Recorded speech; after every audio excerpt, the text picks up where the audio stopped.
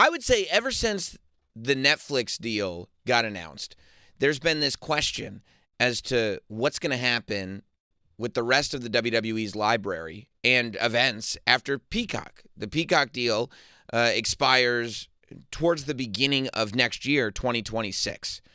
So the question was, well, what happens after that? And I think that there was a pretty large assumption from a lot of us that the library and the PLEs would end up on Netflix the same way it is internationally, and it still is internationally. That's a deal that they signed for all their international properties. But I think WWE is more aware than they ever have been of how much they have, the amount of different properties that they have. And if we weren't aware of that before, we became aware of that this morning. I wake up this morning, I'm brushing the sleep out of my eyes, and I look down and I see what's going on. I check my Instagram. I'm scrolling. I'm an early scroller. You know, I don't need this hours of time to connect myself to nature before I pick up my phone. No, nature is on my phone. So I pick it up and I scroll through, and at 6 a.m., the WWE's Instagram account posts this big image of the crowd at WrestleMania. That looks like 39. No, that was Vegas. Okay, WrestleMania 40. Or 41, sorry, WrestleMania 41. And there's a WWE logo, and there's an ESPN logo. And it says, breaking news, WWE Premium Live Events headed to ESPN platforms in the United States beginning in 2026. I said, what? WWE Premium Live Events are going to ESPN platforms in the United States beginning in 2026. And I said, okay, now it's time to start doing some digging. Of course, it's really interesting to see how much the world has changed in a relatively short period of time. It was maybe 10 years ago or so? I want to say it was around 2015 that the WWE Network first launched.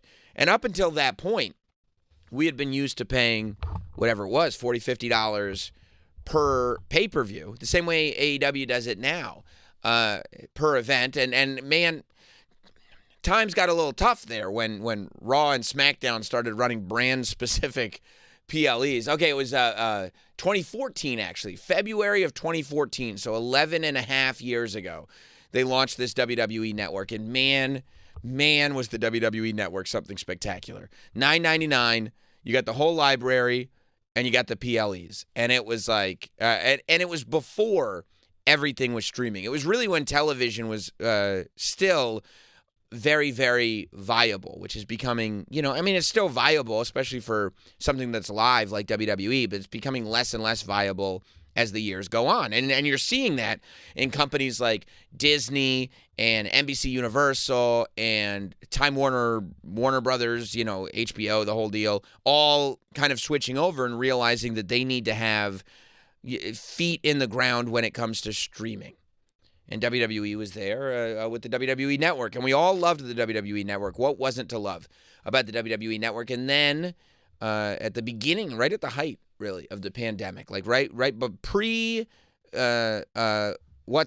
pre-jab pandemic, they announced that the WWE Network content was going to be moving over to Peacock, and that you would subscribe to NBC Universal's streaming platform, Peacock, and you'd get all the WWE content there, the library, the PLEs, everything. And as that developed, of course, it ended up being where Peacock would also stream live Saturday Night's Main Event, things that were on NBC, stuff like that. Then at the beginning of this year, the deal is made, the deal was made far before it, but we start seeing Netflix get involved. And then Monday Night Raw, for the first time ever, goes off of linear television and starts streaming live on Netflix every Monday. And with that, the Raw library follows over to Netflix. And we haven't seen the full Raw library pop up on Netflix yet, but it is off Peacock.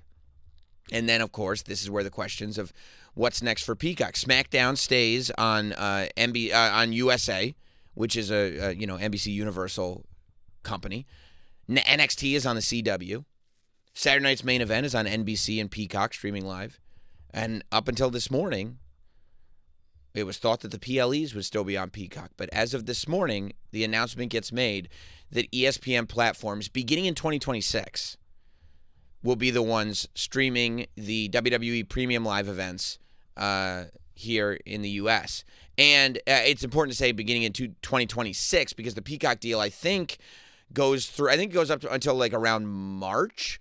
So it'll either be Elimination Chamber or WrestleMania that's the first PLE next year that streams on the ESPN platforms. So what does this mean for all of us? So, first of all, it clearly means the content hub that was created by the WWE Network and then sort of picked up by Peacock, we no longer have that content hub where everything is available in one place.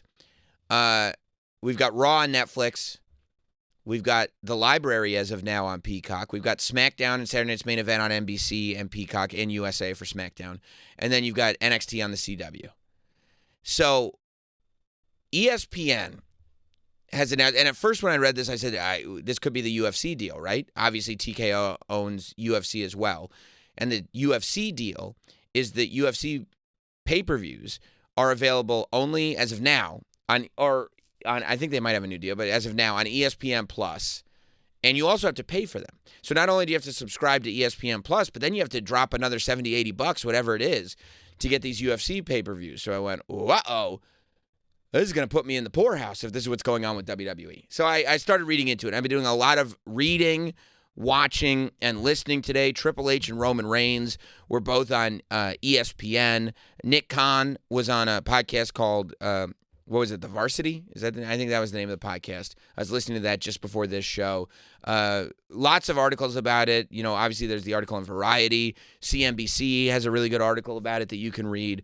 But basically, so here's the story with ESPN. It's not ESPN Plus.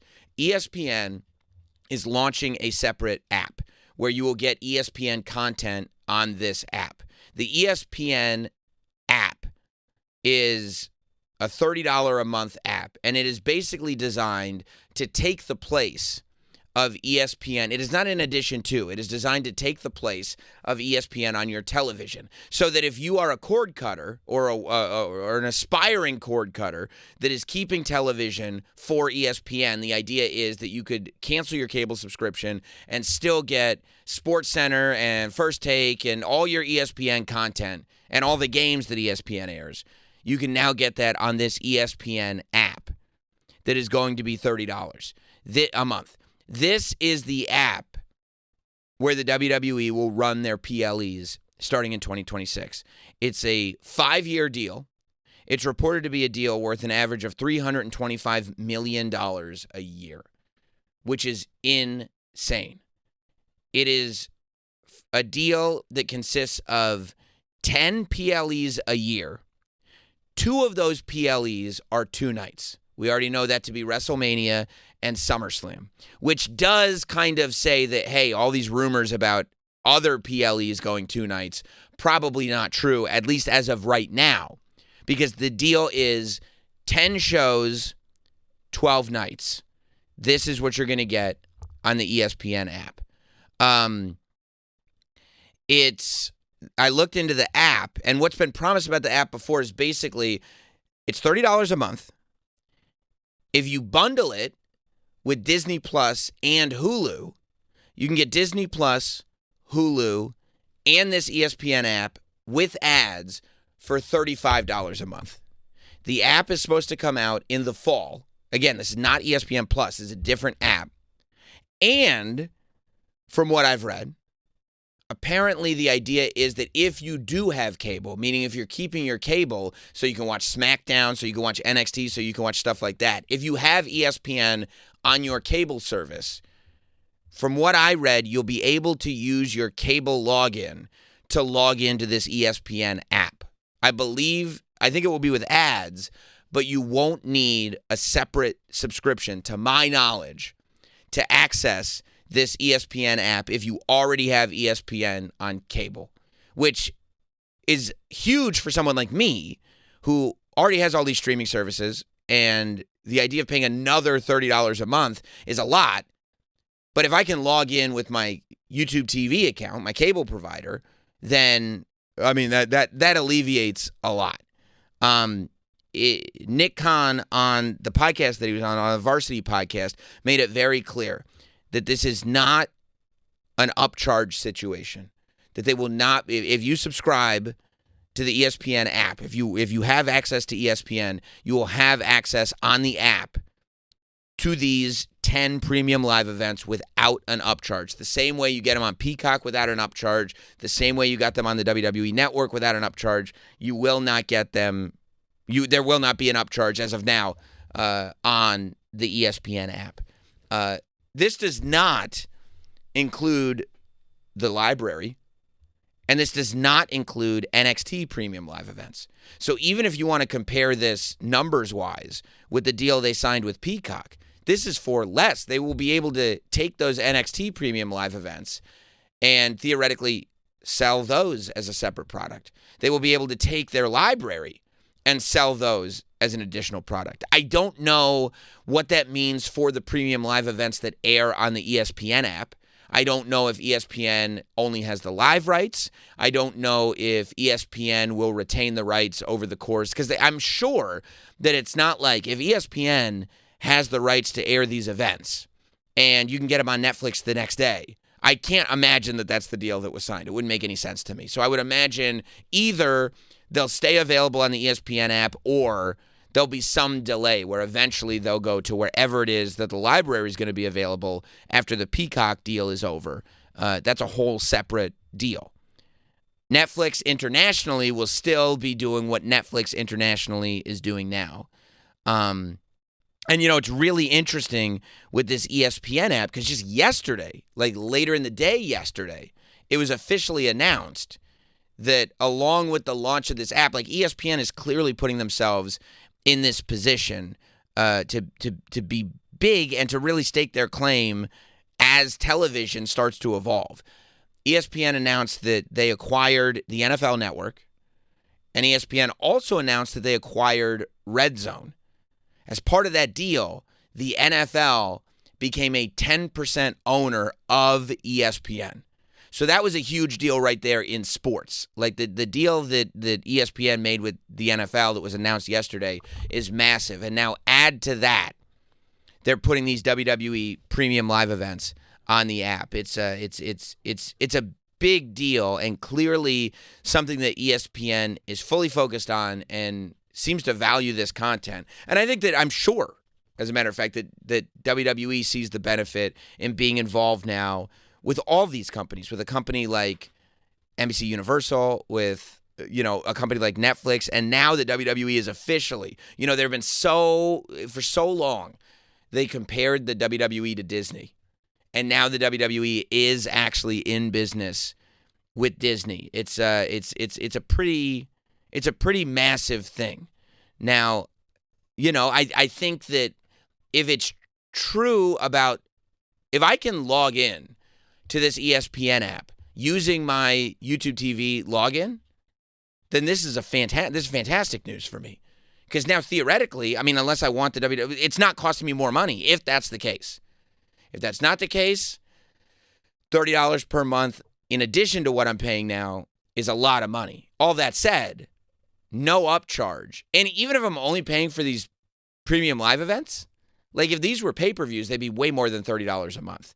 All that said, if you're budgeting a certain amount of money for this content, obviously that's something that you have to take into consideration. But I think that this really, in the larger scale, is what the vision for WWE is going forward. I think it's what the vision that Endeavor had when they purchased WWE. It's what the vision for TKO is. That WWE was not purchased by Endeavor for the property that it was. It was purchased by Endeavor for the property that it had the potential to be.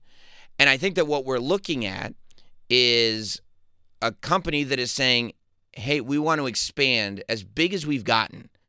We want to be in the conversation with an NFL, with an NBA, And Triple H said as much. I think it was Triple H who said it on ESPN this morning. You know, I mean, you look at, and it's not overall shocking because you look at what UFC was, and then Endeavor acquired UFC, and they turned UFC into this behemoth. Like they turned UFC into this money-making beast. And I think that is the vision for WWE. It's not, you know, this is an extremely successful company. Let's get our claim to it. This is an extremely successful company, but I think its potential is what is most valuable, and I think that's what they're looking into. And I would argue that clearly they're right. If they've been able to split these properties and turn what was worth $9.99 a month on their own service into this thing that is now, you know, theoretically, if you divide $325 by 10 PLEs a year, that's an extra $30 million for each PLE. So now WWE, before they even touch down, is looking to get in $30 million for the broadcast rights for these PLEs. I mean, that's massive. That's absolutely massive. So I know that there's a lot of people that are like, I mean, look, what do we want? We all want everything to be bundled all together. But what I like and what I'm hopeful of is that you see these, you know, Vault YouTube channels come up. It'd be really great if more and more we saw the kind of WWE library content just go to YouTube, where we can just go and watch it all the time. Like that Vault channel is uploading amazing stuff. The WCW Vault channel is up. Like I would love if they figured out a way, even if like some company gets the, or some streamer gets the license to the library, because that's what's clearly next. I would imagine, unless it's like NXT PLEs next or something like that, I would think that the library is going to be next, and that's the next big moneymaker. But I hope that it includes the ability to put all that stuff on YouTube, because I would love to see more and more pop up on YouTube.